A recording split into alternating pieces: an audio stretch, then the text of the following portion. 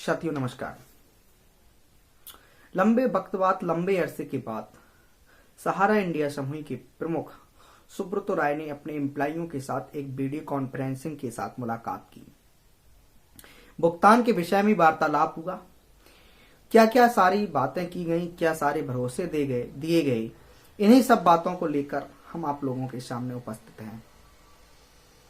साथियों, जैसा कि आप सभी जानते हैं, पूरे हिंदुस्तान में यदि इस समय कोई सबसे बड़ी समस्या है तो सहारा इंडिया की ही समस्या है, जिसे लेकर ना ही सरकार गंभीर है, ना सरकार की विभिन्न अथॉरिटियां गंभीर हैं और ना ही न्यायपालिका गंभीर है। साथियों, करोड़ों लोगों का मामला है, लाखों परिवारों का भविष्य से जुड़ा हुआ है, लेकिन संवेदनशीलता किसी भी संस्था, किसी भी एजेंसी में नहीं है। न्यायपालिका में पिछले 10 महीने से सहारा और सेबी का जो विवाद है उस पर कोई सुनवाई नहीं हुई। हाल के दिनों में एक विज्ञापन अखबारों में सहारा समूह ने छापा, उसमें इस बात का जिक्र भी किया कि कोरोना वायरस या लॉकडाउन होने के कारण हमारी पिछले 10 महीने से सुनवाई नहीं हो सकी। साथियों, जो करोड़ों लोगों का मामला है, भारत की सबसे गंभीर समस्या सहारा समूह को लेकर ही, इस बात को न ही मीडिया उठाना चाहता है, न कोई इस देश के विद्वान जन उठाना चाहते हैं, न राजनेता उठाना चाहते हैं और न ही सरकार इस पर ध्यान देना चाहती है। साथियों, इस देश की समस्या सबसे बड़ी सहारा इंडिया क्यों है? क्योंकि मैं बताता हूं आप लोगों को, सहारा और सेबी के केस का शुरुआत 2010 में हुआ था, आज 2020 हो चुका है। इन 10 वर्षों में सहारा में भयंकर पैसे की कमी हुई, भयंकर क्राइसिस हुआ।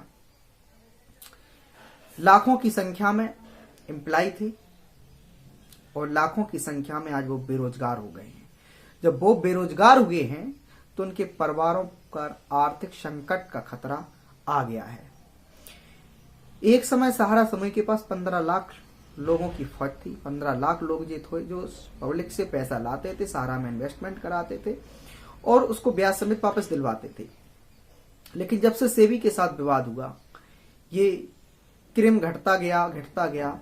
आज 2-3 लाख लोग ऐसे हैं जो ठीक ठाक अपना कमीशन, अपना सैलरी, अपना जीवन यापन कर रहे हैं। बाकी के 10 से 12 लाख लोग बेरोजगार हो चुके हैं या बेरोजगारी की कगार पर खड़े हुए हैं। इसलिए ये देश का सबसे संवेदनशील मामला है, सबसे महत्वपूर्ण मामला है। किसानों का जो आंदोलन चल रहा है उससे कई गुना बड़ा ये सहारा का मामला है, लेकिन सरकार सोई है।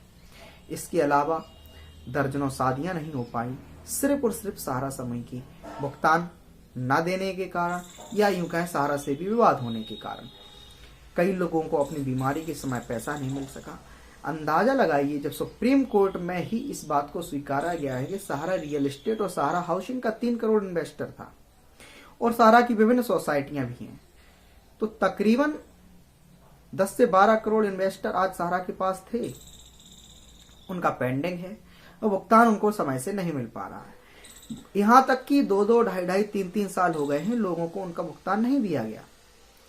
और इन्हीं सब चीजों को लेकर आज सहारा समूह के सहारा प्रमुख सुब्रतो राय ने अपने एम्प्लॉइयों के साथ, अपने कार्यकर्ताओं के साथ एक बैठक की वीडियो कॉन्फ्रेंसिंग के माध्यम से।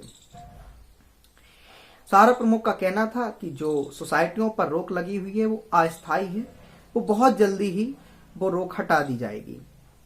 वो रोक का कारण यही रहा है कि लगातार भुगतान की शिकायतें सेंट्रल रजिस्ट्रार, कृषि मंत्रालय, पीएमओ भारत सरकार के पास पहुंची, और जबकि पीएमओ सेंट्रल रजिस्ट्रार भारत सरकार के द्वारा सोसाइटियों को भुगतान करने का निर्देश दिया गया, उन सारे भुगतानों को जब सोसाइटियां निपटाने में असफल रही तो उन पर अस्थायी तरीके से रोक लगा दी गई।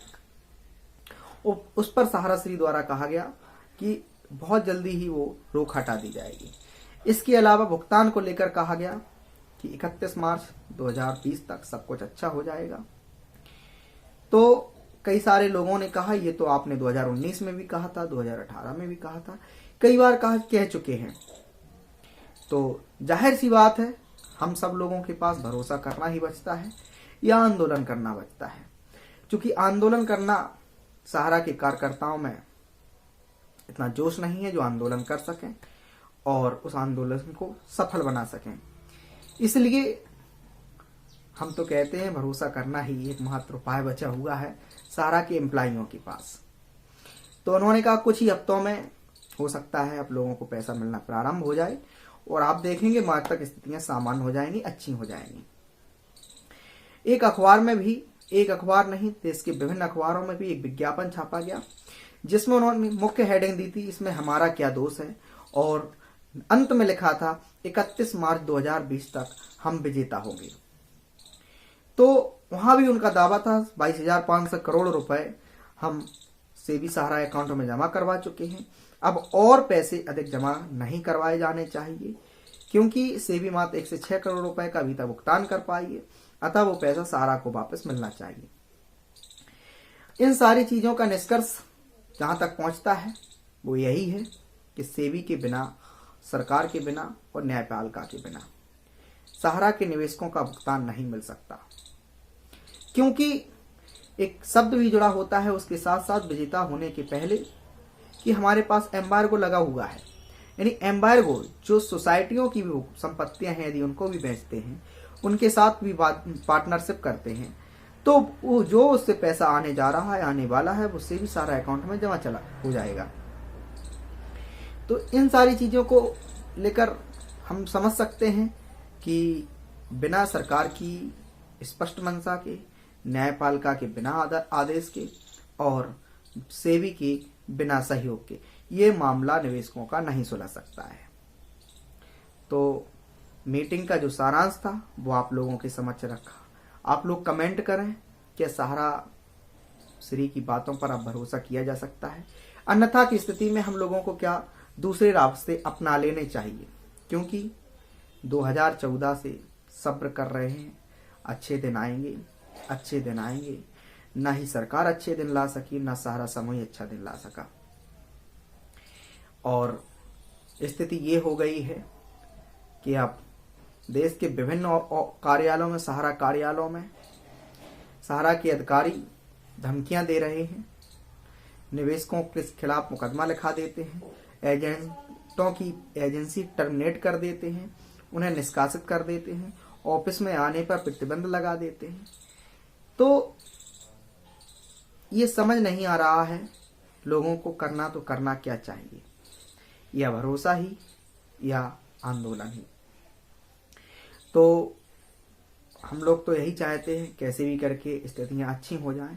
यही कारण रहा कि लगातार लगातार लगातार भरोसा किया, सहारा समूह पर भरोसा किया, उन विज्ञापनों पर भरोसा किया जिन विज्ञापनों पे हमें भरोसा नहीं करना चाहिए था।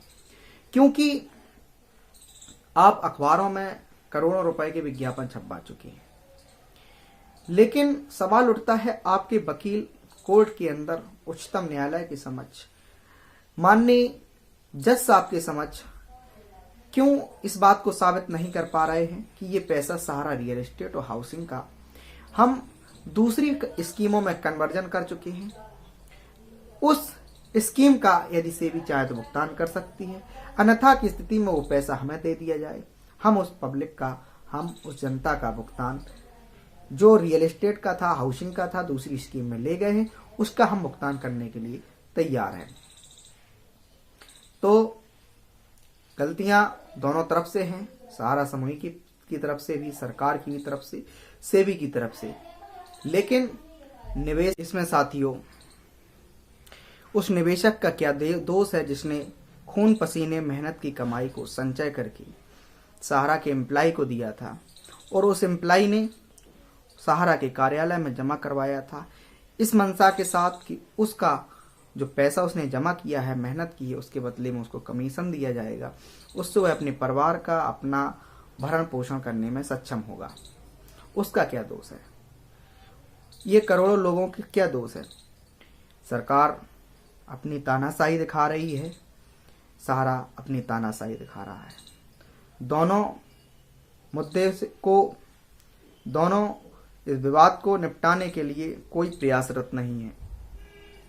तो सरकार और सहारा समूह से रिक्वेस्ट है कि निवेशकों का भुगतान दिलाने के लिए जो भी संभव हो पूरी ईमानदारी से आप कदम उठाना प्रारंभ कर दीजिए, अन्यथा की स्थिति में देश उस दिशा की ओर जा रहा है जिस दिशा में आज दिल्ली में किसान पड़ा हुआ है। मैं कह रहा हूँ देश उस दिशा में जा रहा है जिस दिशा में किसान आज आंदोलन कर रहा है। सहारा समूह के भी करोड़ों निवेशक और लाखों एम्प्लाई दिल्ली का घेराव करने के लिए बाध्य होंगे, क्योंकि ये जब सर के ऊपर पानी जा रहा है, लोग उत्पीड़ित हो चुके हैं, कई एक लोगों ने आत्महत्याएं जैसी कदम उठा लिए हैं और यहाँ तक कि कई एक लोगों की शादियाँ, क्या कितनी बार बोलूँ, वही सारी चीज़ें हैं। तो इसलिए वीडियो शेयर करते रहिए, सरकार तक अपनी आवाज़ पहुँचाने के लिए लगातार कमेंट करते रहिए। धन्यवाद। जय हिंद। नमस्कार।